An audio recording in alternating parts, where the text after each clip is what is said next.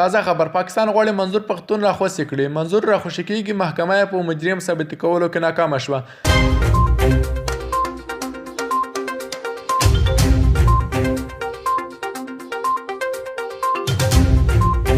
سلامونه ګران دوستانو، بیا هم بلې ویډیو ته ښه راغلاست. که چینل هم نه یې سبسکرایب کړئ، چینل د سره سبسکرایب کړئ. موږ تاسو ته هر دقیق او پر وخت تازه معلومات د سره شریکوو.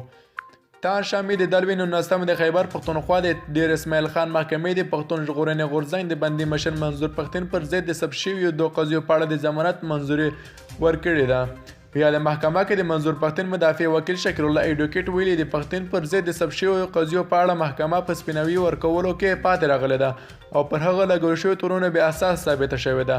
هغه زیاته کړې د پښتون پر ضد د ثبت شویو بل تور په اړه به د راتلونکي دوشنبې په ورځ پرېکړه کیږي او نوموړی به محکمې ته وړاندې کیږي. او هغه داد ورکړی دی چې راتلونکې محکمه اسانه ده، ځکه تر دې وړاندې هم د پی ټي ایم پر ځینو غړو ورته تورونه لګول شوي دي چې محکمه یې د سپیناوي لپاره دلایل نه دی راوړي.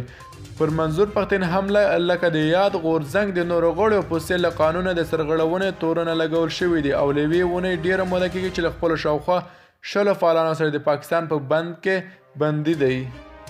ګران دوستانو، کې ویډیو مو خوښه شوې ویډیو د سره لایک او چینل د سره سبسکرایب کړئ. د نړۍ دا وخت تازه او مهم خبرو لپاره چینل د سره ضروري سبسکرایب کړئ او ویډیو د سره شیر کړئ.